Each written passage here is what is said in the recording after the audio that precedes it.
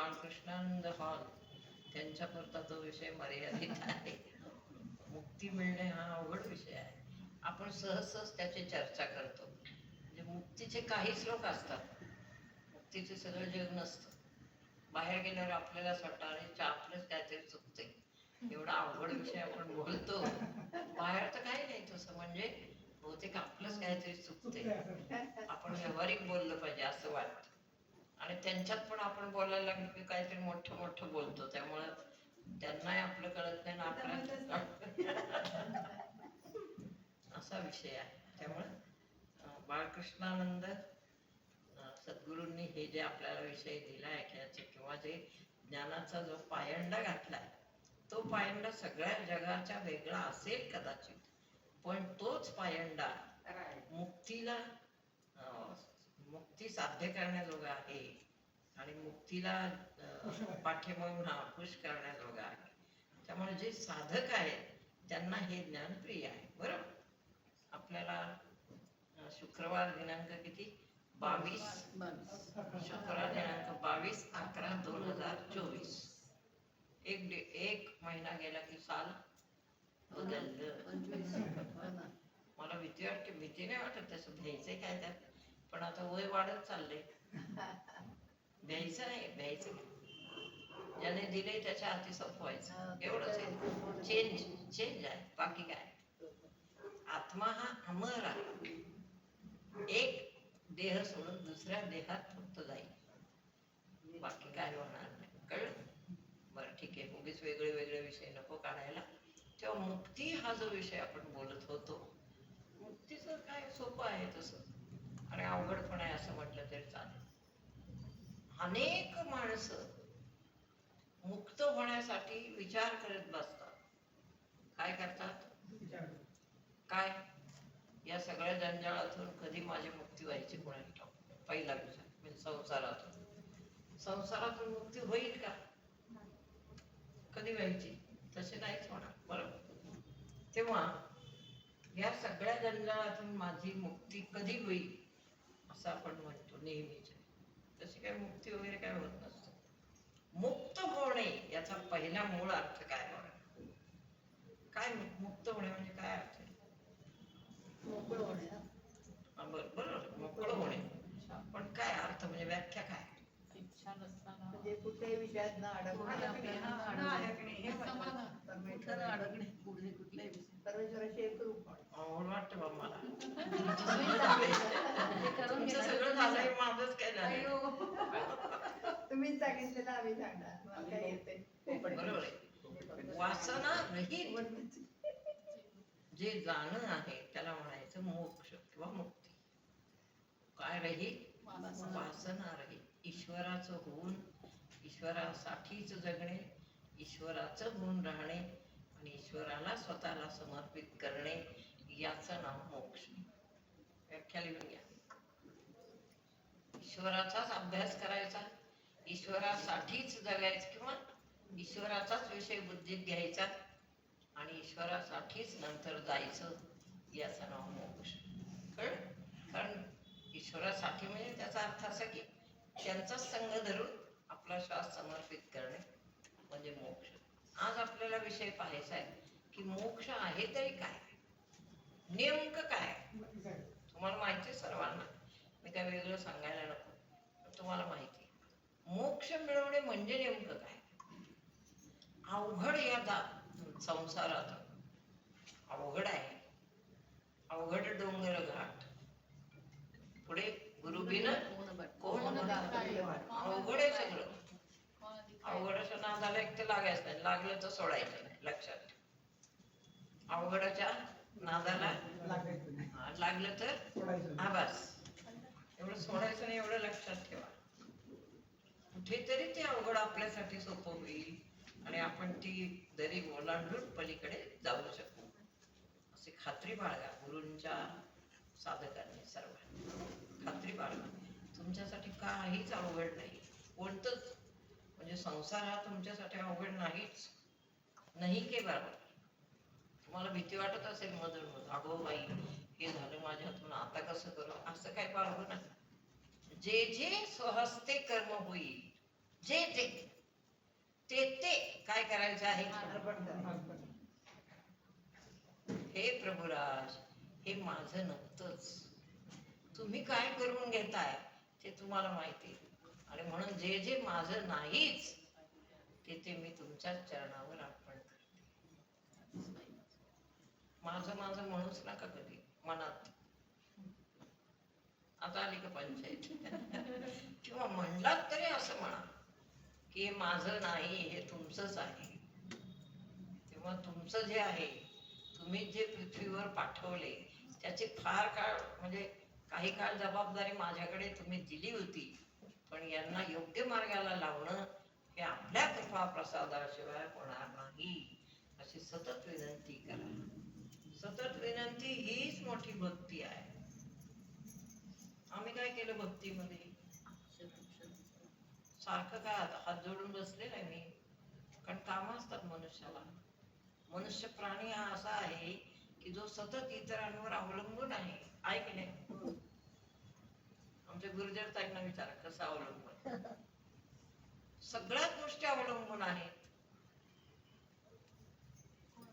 मला तुमच्याकडे या, सर्वच गोष्टी आपल्या अवलंबून आहेत. कोणावर? ईश्वरावर. ईश्वरावर, नातेवाईकांवर, भावावर, वडिलांवर, मेहुण्यांवर, कुठं ना कुठं तरी बहिणीवर, आईवर, कोणावर तरी प्रत्येक क्षणी आपण अवलंबूनच आहोत. आपल्याला सुटकाच नाही कोणती, स्वतंत्र नाही आपण. रिक्षेत बसलो तरी भीती वाटते. काय भीती वाटते? नाही ऍक्सिडेंट होणार, पण म्हणजे नीट जाईल का घरी? नाही का? नीट जावी घरी असं वाटतं की भीतीच आहे ना एक प्रकार. म्हणून ईश्वराचं नाम ते न सोडणे. आपण एकटे असो, दुकटे असो, नाहीतर खूप माणसात असो. म्हणून आपल्याला दोरी दिली त्यांनी. जी दोरी आपण पकडली ती कधीच सोडायची नाही, म्हणजे ईश्वराचा तोच संग आहे. ईश्वराचा संग आहे. ईश्वराशी आपण बोलते राहतो, सतत बोलते राहा ईश्वराशी, सद्गुरूंशी, मनातल्या मनात. काही प्रसंग आला, काही संसारात काय झालं, प्रसंग येतात, सद्गुरूंना मध्ये घाला. यातला किस्सा सांगू का? म्हणजे इकडे यायचं होतं, पण ते बर्थडे होता म्हणून सुमित्रा म्हणलं मी गिफ्ट घेऊन येते, तुला बोलवले तर तू जा. आणि मग मी घेऊन आले. गाडीची तो उभी होती, तर ते तिकीट ठेवत होते, आणि ती एक म्हैस एवढी मोठी, ती अगदी गाडीच्या जवळ आली आणि ती माझ्या अगदी अशी डोळ्यात डोळा घालते. मी काय म्हणलं, मी प्रेमळ माताजीची साधक आहे बाळा, म्हणजे असं म्हणलं मी. मी प्रेमळ माताजींची साधक आहे बाळा. आणि ती म्हैस आई बरोबर सरळ निघून अगदी माझ्या जवळ आली. मी एवढं डोळ्यात डोळे, मी पण डोळ्यात डोळे घालून एवढं बोलली, ती सरळ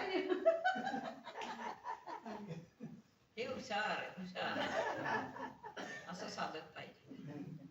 आपल्या प्रयत्न जे आहे त्याच्यावर हारून राहायचं, हलायचं नाही. ते आपल्या जे दोरी दिली किंवा आपल्याला जे काय म्हणतो आपण, जो आधार दिलाय परमेश्वराने किंवा गुरूंनी, आधार काय दिलाय? स्मरण. आता त्यांनी करेक्ट प्रार्थना केली, बाळा मी प्रेमळ माताजींची शिष्य. माताजींना ओळखत नाही तसं कोण आहे जगात? कोणीच नाही. म्हणजे जनावर, चिमण्या, कावळे, वाघ, सिंह, सर्प, गरुडाच्या सर्पांना जाऊन सांगा, एक पण तुमच्या समोर येणार नाही. त्यांना सांगा आम्ही माताजींचं दर्शन घ्यायला इथे असं सांगा. खूप विशेष येते ते कधीच तुम्हाला त्रास देणार नाही, कधीच नाही. खूप संख्या आहे त्यांची तिथे. मग आता काय करणार तुम्ही? जशी माणसं राहतात तसेच ते राहतात. ते कसे नाहीसे करावे किंवा कोण नाहीसे करणार, ते तसे जातच नाही, कुठेच जात नाही. असं आहे. पण तुम्हाला जी दोरी दिली ना, ती भक्कम हातात पकडा, ती सोडायची नाही. एक दिलेला दोराचं टोक ते सुटलं, मग आम्ही काय भरोसा देऊ शकत नाही. बरोबर आहे? दोरीचं टोक सोडू नका. आता माहिती मस्त केलं, बाळा आपल्या सद्गुरूंचं नाम घ्या, माताजींची साधक आहे, तुम्ही जा, तुम्हाला कुठं जायचं नाही तर ती मारायलाच आली असेल बहुतेक. अशी चालूनच आली होती ना आणि तिथे थांबली बघ. हा ते कोठे आहेत ना आपल्या इथं आजूबाजूला, त्यामुळे ते एकदम कडकच्या कडक येतात. मग ते तुमच्या दर्शनाला आली असेल एक पुण्यवान बाई. किरण मिळतील म्हणून सुद्धा आली असेल.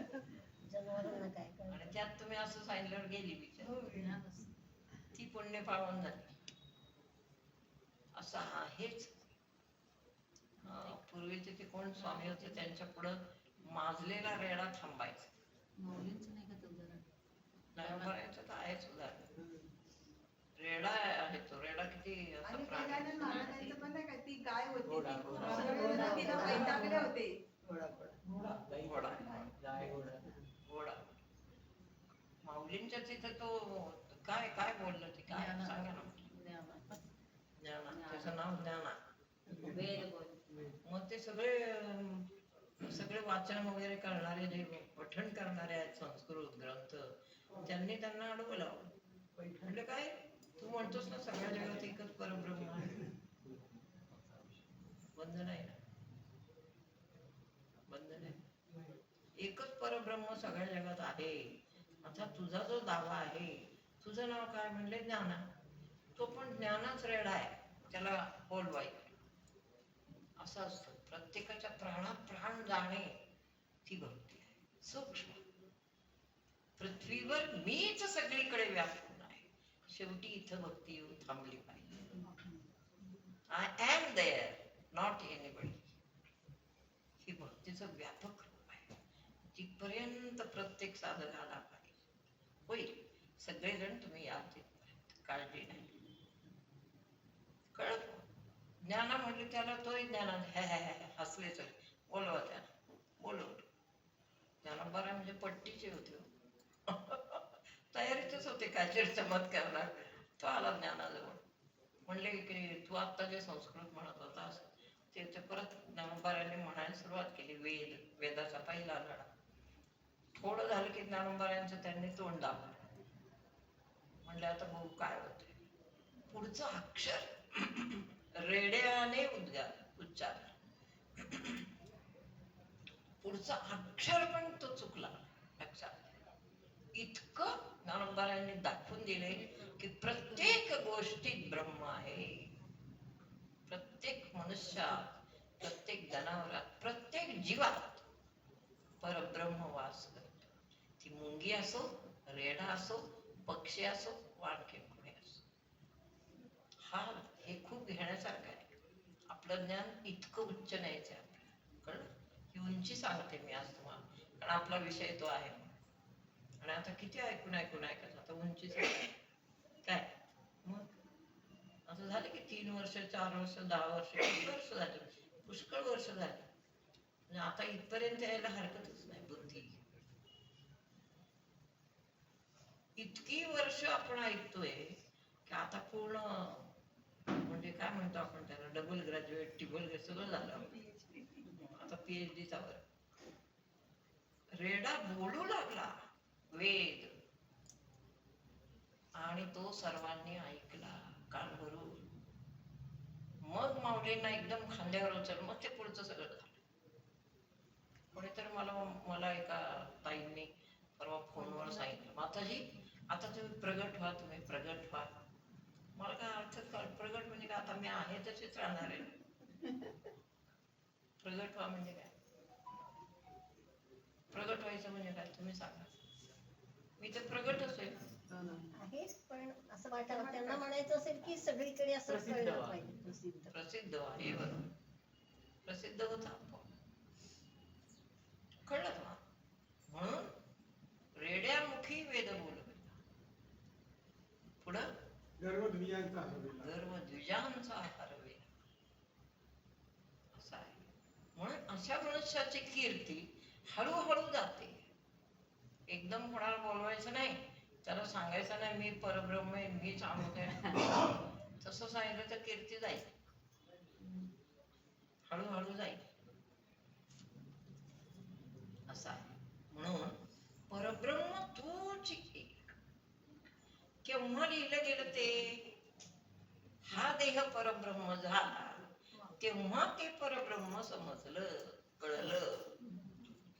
तेव्हा समजलं की परब्रह्म कुठं कोणी जगामध्ये, आपलाच सद्गुरु परब्रह्म आहे असं कळावं लागेल. केव्हा आपण जर जेवलेलो असलो तर समजतं पोट भरणं म्हणजे काय. ढेकर आला की पोट भरले असे समजावे. म्हणून समोरच्याला आपण कसं विचारायचं, तुम्ही जेवलात का असं विचार. नाही नाही मला ढेकर येतात, तुम्हाला का बरं आले नाहीत, अहो बमलाला आम्ही जेवलोच नाही ना अजून. तसा आहे, जो जेवला तो झाला. म्हणून तर प्रत्येकाची चुरस आहे आता इथून पुढं. आता यांनी कशी छान प्रार्थना केली, माई मस्त घरी राहून माई परब्रह्म झाल्या. मी माताजींची साधक आहे, किती छान आहे. विचार गेली मनात नाही असं बोललेच मी डोळ्यात पाहून. वा वा व्हेरी नाईस. म्हणजे मग तिला कसं कळलं माताजींची साधक आहे याचा अर्थ काय, माताजी तिला माहिती आहे. लक्षात ठेवा. माताजी प्रसिद्धच आहेत तुमच्या, तुम्हाला असं वाटतं नाहीये काय. बरोबर आहे की नाही. व्यवहार चैतन्याचा, हा व्यवहार चैतन्याचा परब्रह्म तूच घे. आपला सद्गुरू असतो ना तोच खरा परब्रह्म आहे. परब्रह्माची दुसरी व्याख्या काय आहे. परमेश्वर तर पृथ्वीवर येऊ शकत नाही, त्याला मर्यादा आहे. ज्याने पाठवलेली एक व्यक्ती असते, जासूस एक, की जा तुम्ही खाली जा, जे जे परमार्थाला योग्य आहेत त्यांचा निरोप घेऊन आम्हाला या. तो जो पाठवलेला आहे ना तो त्यांचा असतो, आपला नसतो सुरुवातीला. मग त्याच्या करवी ते पाहतात अभ्यास कोण आहे काय करून घेतात. कुठेही जा तसं होत. परब्रह्म जे सगळीकडे पसरलेलं आहे ते बरोबर आपल्याला अनुभवाला येत. अजून कोणाकोणाला असे अनुभव असतील ते सांगा, सभेत सांगत जा. आहे अनुभव आहे. पण पूर्वी ना मध्यरात्री असं खूप दडपल्यासारखं व्हायचं कविता, तेव्हा तुमचंच नाव घ्यायची, मग नंतर सगळं ठीक व्हायचं. बरं झालं.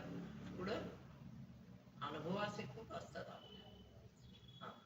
माझं दोन्ही गुडघ्याचं ऑपरेशन सुरू झालेलं होतं, करायला लागेल आणि मी त्यावेळेला आता मी तुमचा सारखा जो करत होते, म्हणजे वरचा भाग सगळा मला कळत होतं काय चाललं, फक्त पायात दुखत नव्हतं आणि तेवढंच फक्त बदल केले. 2 तास ऑपरेशन चालू होतं, तेवढ्या ह्याच्यात मी तेवढा वेळ जप करत होते.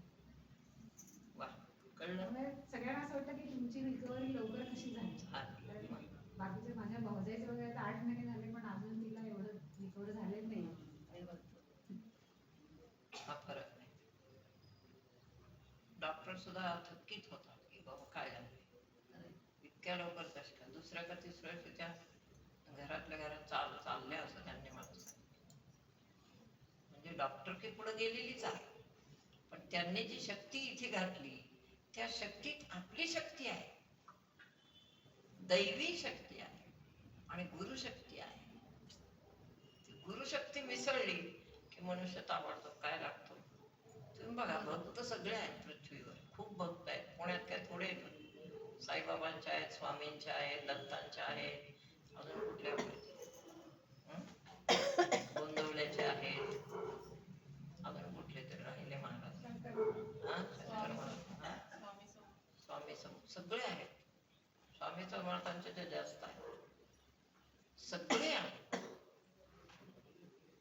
सगळ्यांच्या शिष्यांना हे ज्ञान आहे का, होतंय का, होईल कालांतराने, पण आता नाही.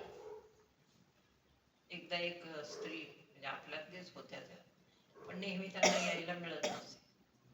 त्यांचं माहेर होतं आपलं हे ह्यांचं कुठलं गजानन महाराज. गजानन महाराजांचं कुठलं गजानन, त्यांचं माहेर होतं शेगाव बरं का.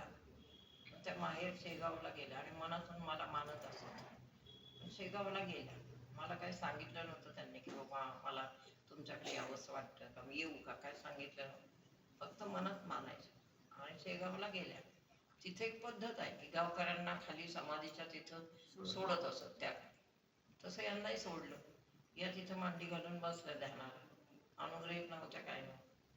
आणि महाराजांना विचारलं, महाराज मला असं असं कोणाचं तरी प्रवचन ऐकायचं किंवा तो या प्रश्नाचं उत्तर काय? समाधीतून आवाज आला, तुम्ही इकडे कशाला आलात? पुण्यामध्ये अमुक अमुक पेठेत अमुक अमुक व्यक्ती आहे, उधर जा. गजानन महाराज किती कडक आहे. याला म्हणतात विश्वयोग, यालाच म्हणतात विश्वयोगी, यालाच म्हणतात सर्व जगामध्ये समाविष्ट असलेला मनुष्य. कळलं का? असा याला कारण आहे आपला प्राण, हा त्याला कारणीभूत आहे. आपण प्रसिद्ध होतो किंवा प्रसिद्धी जाऊ द्या. आता यांचं उदाहरण मला खूप छान आवडलं. का बरं ते म्हशीने, एवढी मोठी म्हैस आहे, तिने का बरं गेली बाजूला? बरोबर प्राणाने त्यांना कळलं, प्राणांची जी वेव्ज असतात त्याच्यामुळे तिला आकलन झालं की नाही, इथं पुढे जायचंच नाही. असं आहे. ते वेव्ज कशामुळे निर्माण होतात? तुमच्या भक्तीने. तुम्ही दिवसभर जे नाम घेता, दिवसभर जे कर्मार्पण करता, दिवसभर जो देवाचा धोसरा काढता, त्याच्यामुळे हे वलय तुमच्या ठिकाणी तयार होतं. हे वलयाच्या गोष्टी आहेत सगळ्या. आपल्या प्रापंचिक फार मोठं वलय नसलं तरी चालेल, आणि ईश्वरीय वलय आपल्या भोवती असावं. प्रपंचामध्ये आपण फार मोठे आहोत, फार मोठे आहोत, चार माणसं म्हणतील कदाचित, पण परमार्थामध्ये असं म्हटलं पाहिजे. म्हणून माझ्या ठिकाणची वलय दिसतात दिसणाऱ्यांना, कोणाकोणाला दिसतात, इथे दिसतात ना कोणा, हा पायवडी ताईंना दिसतात, हा यांना पण दिसतात. कळलं का? म्हणून वलय आहे तरी स्वतःला काय समजतो? नाही के बरोबर, तो अजून मोठा आहे. आणि हे फक्त ईश्वराला समजतं. वलय असणे तरी त्याला वलय आहे असा अभिमान नाही. वलय आहे हे लक्षातच येत नाही. अशाला ईश्वर फार मोठं करतो नंतर. तुम्ही मग म्हणाल आम्हाला माताजी मिळत पण नाही, मग बसा तसेच. नाही मग बघा तुम्हीच बघा. नेलं मला अमेरिकेच्या लोकांनी, तर मग काय करायला, मग बघा. पण असं होतच, होणारच होणारच ना. असं कसं होईल? तुम्हाला मी प्रगट हवी, तुम्हाला मी प्रसिद्ध हवे, मग आता असं होणारच. पळवतील मला इकडे तिकडे. कळत मग. म्हणून वलय आपल्या भोवती पाहिजे, आपल्या तेजाचं. आपण जितकं नाम करू त्या नामाचं वलय आपल्या भोवती असतं, शक्ती असते. आणि त्या शक्तीच्या योगाने दुसऱ्याला त्याचे व्हायब्रेशन जातात. मग ते जनावर असो, सर्प असो, कोणीही शत्रू असो, त्याला ते कळतं की ही व्यक्ती अशी आहे, आपण लांब राहा. कळत मला तर असे खूपच अनुभव आहे. ठीक आहे, किती सांगायचे ते खूप अनुभव. असं आहे. आपण त्या दिवशी ओवी कुठली घेतली होती असं नाही का? वाचून ज्ञाने विण एके अर्जुना उपाय करसी जितुके चितुके तसे चितुके रुखी. ज्ञाने विणे किती ओवी नाही, मला मुक्तीचं सांगायचं, ज्ञान नाही काय. ज्ञान घेतलं शिष्याने, बरीच वर्ष झाली ज्ञान सांगितलंय सद्गुरूंनी, ज्ञान रुजलंय शिष्यांच्या ठिकाणी. ध्यानामध्ये शिष्यांना अनुभवही येतात, व्यवहारातही अनुभव येतात. आता पुढे काय राहिलंय ते बघू. आता फक्त उरला तो मोक्ष, म्हणजे मुक्ती. आता परवा झालं, मोक्ष कोणाला मिळायचा आहे? बोला. प्राणाला. बरोबर, नीट लक्षात ठेवा. नवीन लोकांनी नीट लक्षात ठेवा, मोक्ष कोणाला मिळायचा? शरीराला का प्राणाला? नीट लक्षात ठेवा. नवीन लोकांनी लक्षात ठेवण्याची गोष्ट आहे. मोक्ष शरीराला मिळत नसतो, मोक्ष परवा मी आपल्या यांच्याकडे गेलो ना, कुठं मार्कंडेय स्वामींकडे गेलो ना, ते त्यांची मला सूचना आली ध्यानामध्ये की पण त्यांनी ते हुशार आहेत, हुशार होते आहेत. त्यांनी आम्हाला यज्ञाच्या वेळेस हे नाही सांगितलं की मला मुक्ती द्यायला आपण या. त्यांनी मला सांगितलं इथं तीर्थ आहे गुप्त, ते घ्यायला तुम्ही या. तीर्थाचे ते फारच गंमत आहे. त्यांची ही आहे म्हणजे समाधीच आहे. त्या समाधीलाच त्यांनी शिवलिंगाचं रूप दिले, असं काय तांब्याचं कवर घातले, ती समाधीच आहे. त्या समाधीच्या अगदी शेजारी, आता समजा ही माझी मांडी आहे, इथं अगदी शेजारी एक गोल आहे एवढा एवढा, ते तीर्थ आहे त्याच्यामध्ये खाली. आणि किती तीर्थ आहे बाबा बाबा, किती तांबे भरून आम्ही काढले तरी तीर्थ येतच. ते गुप्त तीर्थ बघायला किंवा आणायला मला बोलवलं. मग मला तेवढंच माहिती होतं. तिथे आम्ही सगळेजण गेलो, ते सापडले आम्हाला. मग बाहेरच मी एका दगडावर ध्यानाला बसले, भगवेशाला अंथरूण. आणि तिथं मी सांगितलं की आपण सांगितलंय मला तीर्थ घ्यायला यायला, तसं आम्ही आलेलो आहोत, कृपया आपलं इथलं तीर्थ आम्हाला द्यावं. गुप्त पण मी बघितले नव्हतं, गुप्त तीर्थ कुठे आहे ते सापडावं आणि आम्हाला द्यावं. पण तेवढ्यात त्यांचे शब्द आले, माऊली नुसतं तीर्थ नाही, मला मुक्ती द्या. हे बघून ऐकून मी पण दचकले थोडी. का तर हे माहीत म्हणजे त्यांना मुक्ती द्यायची माहीत नाही, मार्कंडेयांना कोण मुक्ती देणार? मार्कंडेयांनी पुराणाच्या पुराण लिहिलेली आहेत.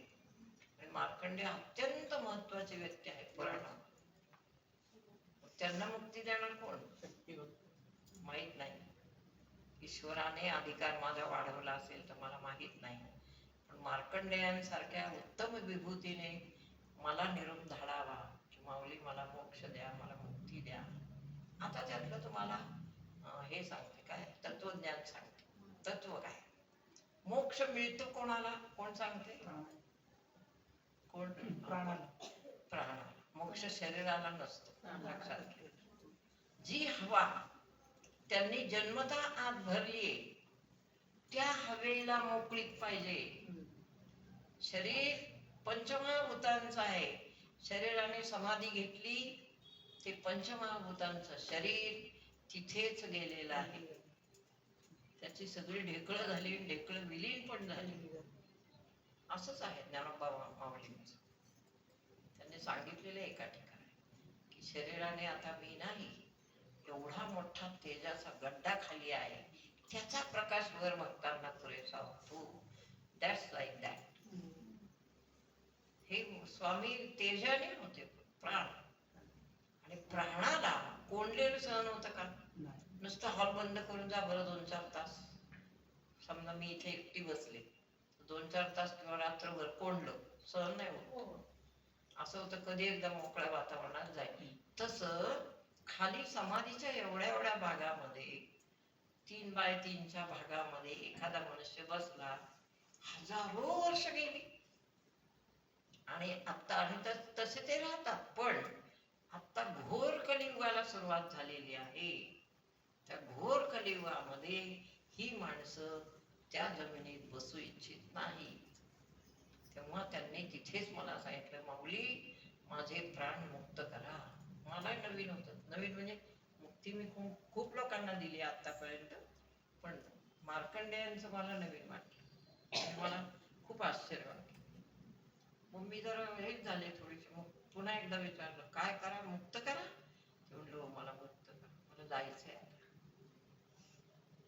मग त्यांना शरण गेले, काय काय काय प्रार्थना केल्या.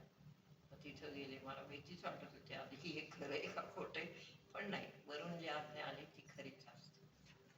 आणि मग महाराज आपण मुक्त व्हा, आपण मुक्त व्हा, मार्कंडेय राजा आपण मुक्त व्हा, असं जेव्हा मी हात ऊर्ध्व नेले आणि आम्ही व्हिडिओ केला, तो त्या व्हिडिओत तुम्ही नीट आहे कोणी ऐकलंय? हा असं खट म्हणजे एकदा खडावांचा असा आवाज येतो जणू काय बाहेर पडले.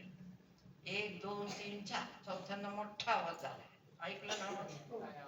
तो आवाज तो प्राण मुक्त झाल्याचा आहे. कळलं तुम्हाला? सर्वांनी व्हिडिओ पाहिजे तर इथे लावा, आपला टीव्ही कुठं असेल ते बघा, लावा. हे त्याचं उत्तर आहे. मुक्त झाले कशावरून? आवाजावरून. दिसतंय किंवा ऐकू येते, हा त्याला पुरावा आहे. कळलं? आणि हे माझं चुकीचं नसावं, नसेल, कारण तसं जर असतं तर मला सगळ्या देवतांनी वेडं केलं असतं. मग की तुम्ही काय करता, हे असं काही नाही झालं, व्यवस्थित झालं सगळं. त्यांनी परत येऊन सांगितलं असतं. हा नाही तसं तसं होत नाही, तसं होतच नाही. तैसे हृदया हृदये एक दाखले, हे हृदयीचे ते हृदयी गाते. द्वैत न मोडता केले आपण ऐसे का, अशी गोवी आहे माऊलींची. तैसे हृदया हृदय एक, तुम्ही आहात ना खाली, तसेच मी आहे वर. एखादी व्यक्ती अशी असते तुम्हाला कळत नाही कोणालाच, तुमच्या सगळ्यांच्या बुद्धीच्या बाहेर येईल, जाऊ दे असं नाही. I am like you only ना, म्हणजे शीतलला सर्वात जास्त कळते. कळलं, आपल्या बुद्धीच्या बाहेर असतं सामान्य माणूस, असंच असतं. पण सिद्धांना ते कळतं, सिद्धभूमीत असतात, त्यांना कळतं कुठं जाऊन आपली तक्रार न्यावी, कुठं जाऊन कोणाला आपल्याकडे बोलवावं. नेमकं जगात साधू नाहीयेत, उत्तर भारतात साधू नाहीयेत, कितीतरी साधू आहे. खंडिनी ऐका, कितीतरी साधू आहे, जे साधू प्रसिद्ध आहेत, जे साधू अभ्यास करतात, जे साधू पण माहित नाही. एखादा साधू असा असतो जो असून समजून देत नाही, तो खरा साधू असतो. लक्षात, मी साधू आहे असं कोणाला सांगायचं. म्हणून तर आम्ही सोंग घेऊन फिरतो ना सगळे, सोंग आहे. बोध व्हायला पाहिजे शिष्याला. कशाला? झालं होईल, नाही तर नाही होईल, त्याला पुढे ज्याचं पुण्य आहे त्याला होईल. साधू तसं त्यांना कळतं की कोण आहे पृथ्वीवर, कोण आहे ज्ञाता, कोण आहे संस्कारशील, आणि कोण आहे ज्ञानी, कोण आहे विद्यापीठाचा सद्गुरू. ते त्यांना आज्ञा दे. बरोबर, ते त्यांना कसं कळतं, त्यांना कसं कळलं मला आज्ञा द्या. कारण हे विद्यापीठ फार मोठं होणार आहे पुढं, लक्षात ठेवा. तुम्हाला आत्ता नको कळू देत काही, पुढं पहा काय काय होतं. असं या विद्यापीठासारखं विद्यापीठच नाही जगामध्ये, जिथे आत्मज्ञान शिकवलं जातं, जिथे प्रत्येकाचा आत्मा जागा केला जातो, आणि जिथे प्रत्येकाची बुद्धी सजीव केली जाते, जी कित्येक वर्ष कित्येक जन्म झोपलेली आहे, जागी केली जाते, असा हा परिसर आहे. त्याच्यासाठी आमच्या महाराजांनी अवतार घेतला, कित्येक कष्ट सोसले, तेव्हा हे पीठ निघालं, आणि मग आता विद्या झाली. मग समाधीत असणाऱ्या लोकांना सुद्धा पृथ्वीवर कोण सिद्ध पुरुष आहे, स्त्री पुरुष हे त्यांच्या दृष्टीने फारसं काय म्हणतो आपण त्याला, फारसं महत्व नाही. हा, दुय्यम, फारसं त्याला महत्व देत नाही. कोण स्त्री आहे कोण मग पुरुष, कुठून आणायचं शोधून. आता ज्ञानी फक्त स्त्रीच आहे ना, पुरुष कुठून आण. आणि ही स्त्री सारखी नाही, ही स्त्री पुरुषांना पण भारी आहे अशी आहे ही स्त्री. त्यामुळे मग तुम्ही राग मानू नका मला, आहे स्त्रीच, पण तयारी जर पाहिली, हा, कारण शक्ती आहे, साधी स्त्री नाही. म्हणून त्या स्त्रीला बोलवा, त्या शक्तीला बोलवा. आणि ते बसलेत कुठं, शक्तीचा गड समोरच तिथंच आहे. कदाचित मला असं मग वाटलं, याच शक्तीने त्यांना सांगितलं असावं, या युगामध्ये मीच येऊन तुझी समाधी तुला मुक्त करीन, असं कदाचित मला वाटतं. शक्तीचा अंश आहेच ना आपल्या ठिकाणी, असं वाटलं मला. तलाव पण आहे मोठा, एक खूप मोठा तलाव. देवीचा स्वतःचा एक तलाव आहे स्नान करण्यासाठी. त्याच्या पुढं आम्ही गेलो तर 4-5 डोंगरांचं पाणी साठलेला एक मोठा तलाव आहे. आणि हे शिवाच्या तिथलं असं शिवपिंडीचं स्वरूप दिले त्यांच्या समाधीला. तिथं असं एवढासा गोल आहे असा. तो गोल पाहिला तर आम्हाला चमत्कारच वाटला. त्याच्यात तांब्या बुडवला की भरतो, तांब्या बुडवला की भरतो, संपतच नाही. कोणाला ते तीर्थ आहे, ते मार्कंडेय स्वामींच्या चरण तीर्थ आहे. एखाद वेळी असं पूर्वी असेल माझ्या डोळ्यापुढे आलं की नदी किंवा झरा वाहत असेल, त्याच्या काठी बसूनच यांनी समाधी घेतलेली आहे असं मला आकलन झालं. बर, आपला काय विचार हे आहे? मुक्ती. मोक्ष म्हणजे काय? मुक्ती का मोक्ष? मोक्ष कोणाला मिळतो सांगा? मला काय वाटलं आमचे विद्यार्थी उत्तर नाही देणार. प्राणाला. का बरं प्राणाला? डोळ्याला, हाताला, कानाला का मिळत नाही? प्राणाला ज्ञान कळतं ना. बर, हेमंतबाई? प्राणच मुक्त व्हायला पाहिजे ना. प्राणाची जड आहे. बरं. जड आहे. तो या देहात जड आहे, बाकीची इंद्रिय जड आहे. आणि प्राण ही अशी वस्तू आहे, हवा. प्राण म्हणजे हवा. हवा कधी गेली की कळणारच नाही. तसं हलका आहे, हलका आहे प्राण. त्याच्यामुळे त्याच्यावर हे ठेवलेलं आहे सर्व अवलंबून. बरोबर. मग आता आपला प्रश्न काय आहे? मोक्ष कशाला म्हणायचं? मग आता हा मोक्ष कसा होतो? कोण देतो मोक्ष? सद्गुरु. एखादा सिद्ध पुरुष मोक्ष देतो. तर काहींची मोक्ष देण्याची पद्धत फार वेगळी, काहींची आणखीन वेगळी, काहींच्या सगळ्यांच्या पद्धती मी पाहिलेल्या आहेत. जरी माहिती असलं काही इकडून तिकडून तरी मोक्ष देण्याच्या पद्धतीच वेगळ्या. मोक्ष कसा द्यायचा सांगा मला? कृती काय? नाही? यांना विचारा. तरी ते म्हणतात मला काहीच आलं नाही, मला येतच नाही, रोज रडत बसतात. हा, प्राण ऊर्ध्व करायचा आणि स्वतःच्या शक्तीवर तो वरती घालवायचा. वरच्या प्राणात हा प्राण मिळाला पाहिजे, त्याला म्हणायचं प्राणाला. कळलं? मग ही जी मुक्ती आहे या अभ्यासाचं हे शेवटचं टोक आहे.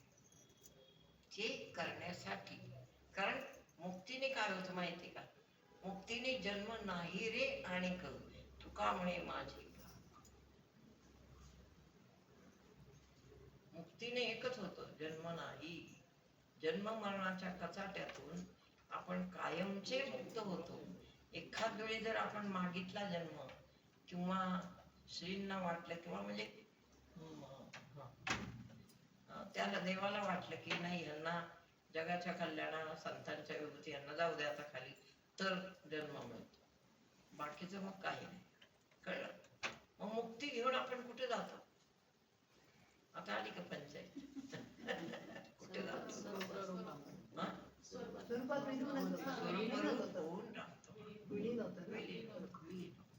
इतका अवघड हा पण म्हणजे मार्ग आहे, तर तिथपर्यंत आपण जाऊ शकूया अशी सगळ्यांची खात्री आहे का? मंगल नाही साधन. श्वास त्यासाठी आता सांगते, श्वासाची साधना करा. आता सिनियर मंडळी, श्वास किती ऊर्ध्व आहे स्वतःचा तो बघता येतं का हेमंतबाई? बघा आता, बसा नीट नीट. थांबा, आता मी बसले. आता कोणता प्राण चालू आहे पहिलं सांगा मला. उजवी नाडी. बरोबर. का आहे उजवी नाडी? उजवीच का? संध्याकाळची वेळ झाली, सूर्य मावळला आणि चंद्र उगवला. एकदम हे काय आहे, त्याला काय म्हणायचे गुरुजी आपले? संधी काल. या संधी कालामध्ये ध्यान करायचं असतं. बरं, जाऊ द्या पुढं. मग काय आहे? सॉरी, मी आता काय सांगत होते? श्वास. मोक्ष श्वासाला आहे. तर श्वास कसा मुक्ती पावतो हे आपल्याला शिकलं. आणि त्याचा अर्थ सर्व शरीरातून श्वास कसा येतो आणि कसा. आता समजा एक माझं उदाहरण आहे, माझ्या आवडीचं आहे. मी गाडीत बसलेले असो, तुफान गर्दी आली पुढं, इतकी गर्दी आली की गाडीच पुढे जाईल. वैतागतात ना सगळे. आपण फक्त खिडकीच्या बाहेर डोकं काढायचं एक, किंवा अथर्व शीर्ष म्हणायला लागायचं. ती वेव्ज इतकी असतात अथर्व म्हणजे काय साधं आहे? 1 सेकंदात गर्दी कमी. चला म्हणजे आपल्या आयुष्याला पण हा उपयोग होतो. मीच करू नये, तुम्ही पण करा. अथर्व येतं का सर्वांना? गंग गणपतये नमः. नाम घ्या. ओम गंग गणपतये नमः. ओम गंग गणपतये. ओम गंग. चालू. म्हणजे आपण सिद्ध आहोत का नाही याची स्वतःची स्वतः परीक्षा करा घरी. काय बाई अनुभव आला? अडचण आली की समोर असं की नाव घ्यायचं विसरले. समोर असेल ना. आपण सिद्ध होत असं आपल्याला का वाटत नाही? चालल्या दिवसभर अडचणी चालल्यात, आपण आपलं चाललंय, काहीच कळत नाही. त्याला म्हणायचं असिद्ध म्हणजे बद्ध. सावध राहून, बुद्धी सावध ठेवून आपल्या अडचणींवर आपल्या प्राणाने मात करता येते. प्राणाने, बीजमंत्राने मात करता येते. अथर्वशीर्षाने मात करता. अथर्वशीर्ष ते इतकं ग्रेट आहे त्याच्यावर. असं नुसतं म्हणायला लागलं की गाड्या पडतात इकडे तिकडे. म्हणजे आपलं जे विद्या आहे ती आपल्याला सुख मिळवण्यासाठी आणि इतरांना सुख देण्यासाठी उपयोगी आहे हे सर्वांना दाखवावं लागतं आधी आपल्या लोकांना. त्याशिवाय कुठले मानतात ते? असं मानतील का कोणी? घरातल्यांशी बोलले नाही काहीचे आपण ऍट कोण खातो? तुम्ही खाता का? खाता. काय घरातल्यांशी बोलले काय किरण? मुक्ता बोलतेस ना तू किरणला? घरातल्यांची बोलणी कशी बसतात? बोललंच नाही पाहिजे. म्हणून आपल्या मुखात काय पाहिजे? म्हणजे चुका कमी होतात, आपली दृष्टी एकाग्र राहते. कोणतंही काम असो, आपले कान आपल्याच कामात गर्क राहतात. आपले डोळे, आपले कान, आपली इंद्रिय. मग लोकांना वाटतं कामच करते बरं का हे, कुठं दुसरीकडे बघत नाही. मला लोकांना फसवायला फार आवडतं. मस्त फसवायला आवडतं. असं असतं.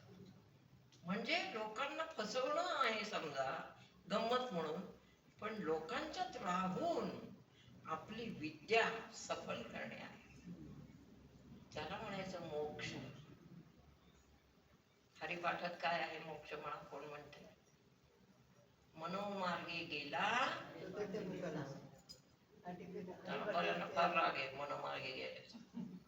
काही करते, कुठे जाते, काही वाचते, काही बिघडते. त्याला वाटते मी मुक्त, पण असा मनुष्य मुक्त नसतो. काही बिघडते मनात येईल तेच. एक माणूस आला भेटायला, म्हटलं तुम्ही काय अभ्यास करता? काही नाही. म्हटलं काय करता? मनात येईल ते करतो. आता टिंबाने ठेवले का मोक्ष? मनात येईल ते करतो. मनात काय येतं? मन हे तुम्हाला मुक्ती देणारं साधन आहे का? पहिलं सांग. मन हा शत्रू आहे आपला. चित्त एखाद वेळी पुढचे, पण मन हा पक्का शत्रू आहे. लक्षात ठेव. बुद्धी शत्रू नाही, पण मन हा शत्रू आहे. मनात येईल ते करा म्हटलं म्हणजे काय? हा, पक्का अडकला. तुम्ही कसं करताय? मनात येईल ते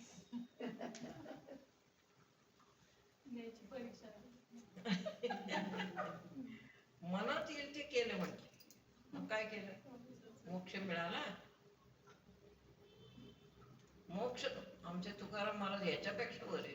मोक्ष तुमचा देवा तुम्हापाशी ठेवा. आय डोंट नो, मला गरज नाही. का? मी स्वतः मोक्ष पदाला म्हणजे मुक्त आहेच. मोक्ष काय करता? मी कधीच मुक्त झालो असा त्याचा अर्थ.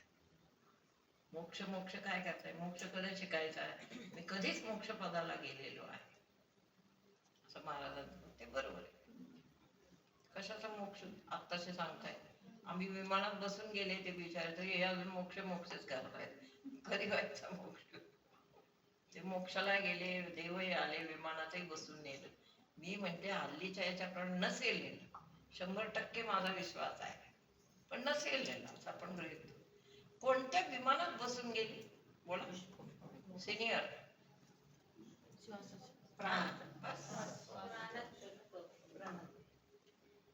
काय ते श्वासाचे उड्डाण काहीतरी आहे.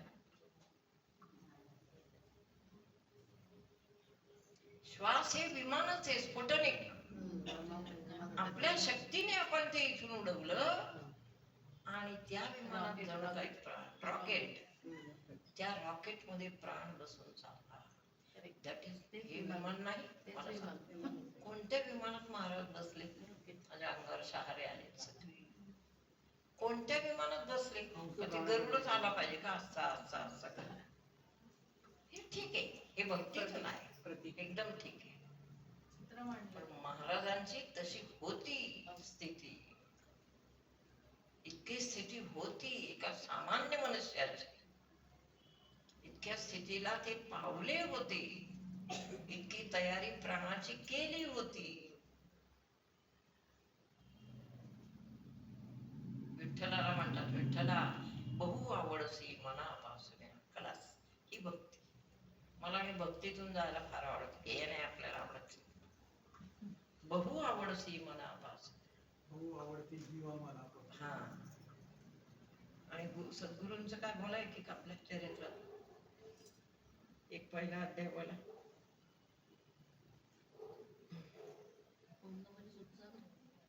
ओम नमोजी सुख सागरा. स्वतः सुखी झाल्याशिवाय कोण म्हणेल दुसऱ्याला ओम नमो? त्यांनी सुखाची किल्ली दिली आणि ती आम्ही बरोबर वापरली. ओम नमोजी सुख सागरा. बुद्धी दिली, ती आम्ही बरोबर वापरली. प्रज्ञावंतार मग कळलं. ज्वारीची कार आणून टाकली हो घरी, 10 पोती ज्वारी पडली घरी, आणून टाकली घरच्या गाड्याने शेतात. एकही पोत उलगडलंच नाही. 6 महिने झाले. ज्वारी कशात येणार म्हणले? पोत्यातच पडू नये. भाकरी नाही म्हणले, खातो रेशनिंगच्या ज्वारीची. अरे तुमच्या शरीर इथं पडलंय सगळं कोठारात. Everything is there, not but anywhere. मग तुम्ही काय करता नक्की? सगळंच तुमच्या जवळ आहे, काही नाही असं नाही. सगळ्या चाव्या तुमच्या जवळ दिलेल्या आहे. म्हणून महाराजांना स्फुटनिक माहीत होतं काय करायचं. बस रॉकेट आहे, उडवायचं कसं ते माहीत पाहिजे. ते म्हणजेच विमानात गेले. लोकांनी काय त्याचा अर्थ काढला? विमान आलं, मग ते त्यांनी लिहून ठेवले, कारण आपल्यासारख्यांना ते समजावं म्हणून लिहिलं. विमान आलं, तिथं असे असे होते, 2 हे होते, ते लिहून ठेवलं, हरकत नाही. पण महाराज वैज्ञानिक होते, लक्षात ठेवा. थोर वैज्ञानिक तुकाराम. साधा सुद्धा मनुष्य नाही. म्हणजे पांडुरंगाने एक उदाहरण ठेवले ते महाराज. साधा दिसतोय पण आहे कसा? सर्वांना लय भारी पडेल असा आहे. तुकारामांना सर्वांनी बावळटात काढले, लेकिन नाही, सर्वांचे बाप निघाले तुकाराम. फक्त लोकांना आता हा अर्थ माहित नसतो. विज्ञान काय आहे, अज्ञान काय आहे ते माहित नसतं, आणि ज्ञान काय आहे ते माहित नसतं. ते माहित असलेला मनुष्य तुकारामांना अडाणी तुक्या किंवा काय ते विमान आलं, ते बसले, ते गेले, ते तसलं काय म्हणत नाही. असं नीट अभ्यास करा. शास्त्रोक्त अभ्यास होणं गरजेचं आहे. ज्याला साक्षात्कार झाला तोच हे ओळखू शकेल, अदरवाईज नो, बाकीचे नाहीत. मोक्ष मिळणं म्हणजे या अवघड संसारातून, जिथे मनुष्याचा सतत छळ, सतत भावनाविहीन, सतत भावना ठेचलेल्या अशा ठिकाणी मनुष्य काम करतो, त्या मनुष्याला असं वाटतं मला कोण सोडवेल? देवा. तर तुम्हाला तरी गुरु आधार आहे, लोकांना आधारच नाहीत काय. तरी ते तेच करतात. पहिल्या लग्नाची बायको मेली, दुसरी करतात. तालिया. सोड ना आता तरी. पण नाही, आमच्याच इथून आपले सातव पिंपरी का कुठे वडगाव कुठेतरी गेली. ते हॉस्पिटलचे होते. गेली पहिली बायको मेली, आमच्याच समोर मेली.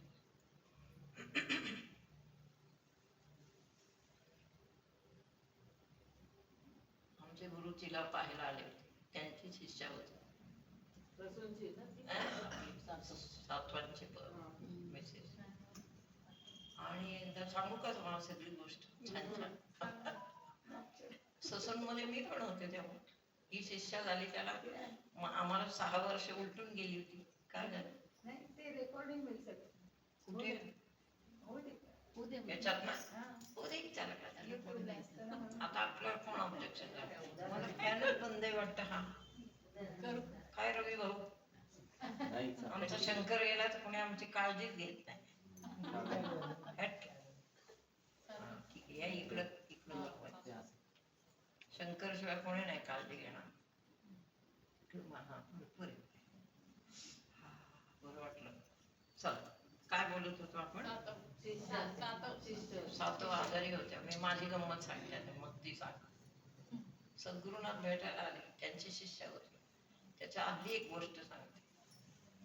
आम्ही सकाळी 9, 9:30ला चहा प्यायला वगैरे सगळ्या जणी एकदम अशा बसायचो. तशा आम्ही बसलो आणि सद्गुरुनाथ एकदम तिथे आले.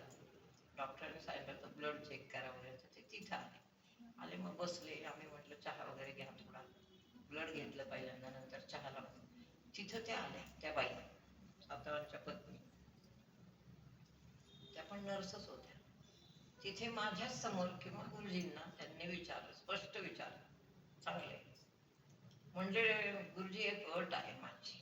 काल शिष्या झालेली असं विचारतात. बरं विचारलं. एक माझी अट आहे. गुरुजी म्हणले काय अट आहे? बोला. गुरुजी पण आमचे भोळे होते हो बिचारे, फार भोळे. देव कसा भोळाच असतो. देवाला काही नसतं. काय जग आहे, आपण काय आहोत, पुढं काय होणार आहे, काही नसतं. त्या बाईंनी विचारलं, जितक्या नवलेताई तुमच्या अंतःकरणात आहे तितकी मी पाहिजे. माझी पहिली अट. मी त्यांच्या अंतःकरणात असण्यापेक्षा आपण ते आपल्या अंतःकरणात असतात. पण तिने उलट विचारलं. गुरुजी म्हणाले बर काय अट आहे? नवलेताई जितक्या तुमच्या जवळ आहेत आत तितकी मी पाहिजे. मान्य? गुरुजी म्हणले मान्य. मान्य कशाला म्हणायचं आता? सर्व शिष्यांना सारखा मान द्यायचा. मान्य. ते पण म्हटले मान्य. बर ते झालं. आणि मग नंतर त्या आजारीच पडल्या, खूप आजारी पडल्या, घशाच्या कॅन्सर. खूप खूप. एक दिवस गुरुजी त्यांना भेटायला आले तेव्हा माझ्या वॉर्डमध्ये आले. मला म्हणले नवलेताई तुम्ही येताय का मला? आम्ही दोघे एकत्रच असतात. तुम्ही येताय का मला दाखवायला कुठला वॉर्ड? म्हटलं चला. गेलो आम्ही. त्यांच्याशी बोललो वगैरे, ते बोलले. नंतर गुरुजींनी गंमतच करायला सुरुवात केली. मला म्हणले इकडे या. म्हटलं काय? म्हणजे त्यांच्या घशातलं सगळं काढा, कॅन्सर काढा. तुम्ही काढला की त्यांनी केली? मी जी उलटी पळत सुटले ती थेट वाढ गाठला. काहीच केलं नाही, कारण मला माहीत आहे ते जर काढलं तर काय होणार. मग माझी भक्ती कशी होणार? आपल्याकडे येणार ना मग ते. मी तेव्हा थोडी स्वार्थी झाली. मी गेले पळून. गुरुजी इतके हसले नंतर सांगतात. पण ते जे त्यांनी मागितलं होतं ना ते खरं ठरलं. त्या गेल्यानंतर 15व्या दिवशी महाराज गेले. जिथं नवलेताई तुमच्या अंतःकरणात आहेत तिथं मी पाहिजे असं ज्या व्यक्तीने विचारलं, ती व्यक्ती 15 दिवस त्यांच्या आधी गेली. त्यांच्यानंतर अवघ्या 15व्या दिवशी महाराज गेले. असं वचन पाळावं लागतं. पण आमचं सर्वांचं किती नुकसान झालं मला तरी. असं असतं हे वचन, हा श्वास, हा अभ्यास. प्राण जाय परत वचन न जाय. म्हणून उगीच कोणाला वचन देत बसायचं का? मला सांगा. तुम्ही देऊ नका कोणी वचन, देऊ नका. काय किरण? वचन कोणालाच कोणी देऊ नका. दिली तर तुमच्या आवाकात पाहिजे. असं वचन द्यायचं नाही की जन्म मरणाच्या पार याच्यात असं द्यावं. वचन न द्यायला काय झालं? इथं पृथ्वीवर आपण पूर्ण करू शकत असू तर द्यावं हुशार. पण असं वचन द्यायचं, नंतर ते मग त्यांच्या पाठोपाठ ते केलीच. त्यांची फळं आम्हाला भोगावी लागली कितीतरी वर्ष. हे सगळं स्थापन होईपर्यंत, हे सगळं करेपर्यंत किती त्रास झाला आम्हाला, विचार हे म्हणते. खूप त्रास झाला. ठीक आहे, आता मी काय सांगत होते पहिलं आपलं मोक्ष. हा, श्वास किंवा मोक्ष. मोक्ष कोणाला मिळणार असतो? वा वा वा, सगळेच हुशार झाले बा, आता काय खरं नाही. मोक्ष कोणाला असतो? मोक्ष मला नाही, मोक्ष शरीराला नाही, मोक्ष कानाला नाही, मोक्ष नाकाला नाही, मोक्ष ओठाला नाही, मोक्ष कशालाच नाही. मोक्ष कोणाला? नीट लक्षात ठेवा. मोक्ष प्राणाला. मग त्या प्राणाला प्रत्येकाचा मोक्ष द्यायचा आहे, लक्षात ठेवा. म्हणून आपण अभ्यास करायचा. कशाचा अभ्यास करायचा? श्वासाचा. अगदी बरोबर, अगदी. म्हणून पण म्हणजे परमहंसांनी असं केलं त्यावेळेस. मला सगळं कळायचं, पण मी काय म्हणणार आता? खूप कळायचं मला सगळं, पण मी काय म्हणणार? आपण एक शिष्य तसं ती पण शिष्य. तुम्ही शब्द दिला तुम्ही बघा, आम्ही काय बघणार? पण आम्ही काय गळ्यातलं काढलं नाही. गुरुजी इतके हसले नंतर, म्हणजे मी स्वार्थच केला पण नाही का, सॉरी. म्हणजे माझे अभ्यास राहिले होते, माझं सगळंच राहिलं होतं. नाही काढलं, बरं केलं. आम्हाला कुठे मिळालं ते तर. आम्ही स्वार्थी. हा, मग त्याच्यानंतर गुरुजींना खोकला लागला, त्याच्यानंतर गुरुजी आजारी पडू लागले. प्रत्यक्ष असं पाहिलं तर गुरुजींना काही होत नव्हतं, विचारात काहीच नव्हतं. पण जे सोंग घेतलं होतं ते सोंग फक्त त्या शिष्यासाठी घेतलं. शिष्य पुढे, गुरु मागे. का? वचन दिले. शेवटच्या क्षणापर्यंत बोलत होता. दवाखान्यातच आसनं घालायला लावायचे, बसा सिद्धासन घालून, चला सगळ्यांना अभ्यास द्यायचे दवाखान्यातच. काहीच नाही, कशातच कमी नाही. शेवटच्या क्षणी पत्नी त्यांच्या मिसेस होत्या जवळ. पहाट झाली, हॉस्पिटलच्या चहाची गाडी आली. त्यांना म्हणले, इंदू जा, मला चहा घेऊन ये. जा. 4:30 पावणे 5 सिद्धासन घातलं, श्वास वर नेला.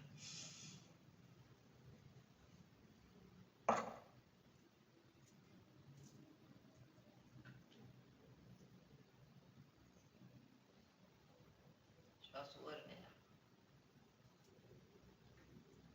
आणि स्वतः ब्रह्म झाले. ब्रह्म होणं असं अवघड आहे, पण खूप छान आहे. म्हणून आपण कसं व्हायचं ब्रह्म? कधी? जिवंतपणे. प्रत्येकाचा श्वास इथपर्यंत नेण्याची प्रॅक्टिस करा. हळू हळू हळू हळू. आज थोडासा जाईल, उद्या आणखीन थोडा जाईल, परवा आणखीन थोडा, या महिन्यात एवढासा जाईल, दुसऱ्या महिन्यात इथं जाईल, तिसऱ्या महिन्यात इथं जाईल, चौथ्या महिन्यात. अशी प्रॅक्टिस करा, हळू हळू हळू. कळलं? मोक्ष कशाला म्हणायचं? मोक्ष काय अवघड आहे काय? तुकाराम महाराज, मोक्ष तुमचा देवा, तुम्हाला ठेवा, आम्हाला काय घेणं नाही तुमच्या मोक्षाचं. म्हणजे नंतर काय झालं माहिती का? ज्ञानेश्वर महाराजांनी हरिपाठ का लिहून ठेवला मला कळतं. त्या साधी सुधी जी माणसं आहेत त्यांना कसली भक्ती शिकवणार आपण? ही भक्ती सगळ्यांच्या अंगी पडत नाही. कशी पडणार? जन्मोजन्म ज्यांनी साधना केली त्यांच्यासाठी ही भक्ती आहे. ते आपोआप येतात सद्गुरूंकडं. पण साध्या लोकांना सद्गुरूही कळत नाही आणि काहीच. पण रामकृष्ण हरी कळते की नाही? That's like that. त्यासाठी माऊलींनी सोय केली, महाराजांनी सोय केली, सर्वांनी सोय मागे सोयी करून ठेवल्या. जाऊ दे ना, वारीला गेले तरी पायाची भक्ती म्हणजे पायाची तपश्चर्या आहे. टाळ वाजवतात, हाताची तपश्चर्या. प्रत्येक इंद्रियाला काम दिलंय त्यात, नीट लक्षात. हरिपाठाची कायिक, वाचिक, मानसिक असं आहे. मज्जा येते. पण तुमच्यासारखे जे श्रोते असतात त्यांना काय पाहिजे असतो? ज्ञान. आणि काय पाहिजे असतो? मोक्ष. तुम्ही डायरेक्ट गुरूंना विचारू शकता, सद्गुरुनाथा मी मोक्षासाठी आलोय, मला मोक्ष द्या, असं आहे. तर मोक्ष मिळवणे हे अवघड नाही. इथला श्वास येतो इथं नेऊन ठेवायचा, काय अवघड आहे, नाही का? मला सांगा, एवढ्याच ह्याच्यात किती संसार बसला श्वासा, तो अख्खा संसार कसा ढकलायचा? म्हणून मुक्त होणे म्हणजे मोक्ष, मोक्ष होणे म्हणजे मोकळे होणे, मोकळं होणं म्हणजे या संसार सागरातून बाजूला होणे आणि पूर्ण अमर होऊन जाणे. खूप स्थिती चांगली. आता मोक्ष कशाचा? मेल्यावर मोक्ष नका मागू, जिवंतपणे मोक्ष घ्यायचा आणि जिवंतपणे उपयोगात आणायचा, जिवंतपणे हे जीवन जगायचं आणि दुसऱ्यासाठी पण जगायचं. याची देही याची डोळा भोगिले दुसऱ्यांना शिकवण्यासाठी पण आपण तयार व्हायचं. असा हा मोक्ष, हा ज्ञानोबरायांचा मोक्ष आहे. कळलं? असा आहे. म्हणून मोक्ष जवळच आहे, बंधन जवळच आहे, सगळं जवळ आहे. पण शास्त्र केवढाच आहे, एवढा एवढा, पण तो पुरून उरला जन्मजन्मांतरी. माणसाला आशा आहे, नंतर काय इच्छा आहे. ज्ञानोबा म्हणतात इच्छा ती कुमारी झाली. ज्ञानेश्वरी साववाद नाही. कुमारी झाली म्हणजे काय? इच्छा नाहीच आता. हा, इच्छेचं लग्नच होणार नाही आता. कुमारी झाली, लग्न नाही झालं म्हणजे कुमारी ना. म्हणजे काय? इच्छेला परत इच्छाच नाही राहिली. इच्छा ते कुमारी झाली असे शब्द आहेत ज्ञानेश्वरी मध्ये. हे सगळे गहन विषय आपण नेहमी ऐकतो, तेव्हा सर्वांनी ज्ञानेश्वरी खूप छान हाताळा, आवडीने. आणि जर काय अडलं तर मला इथे विचारा.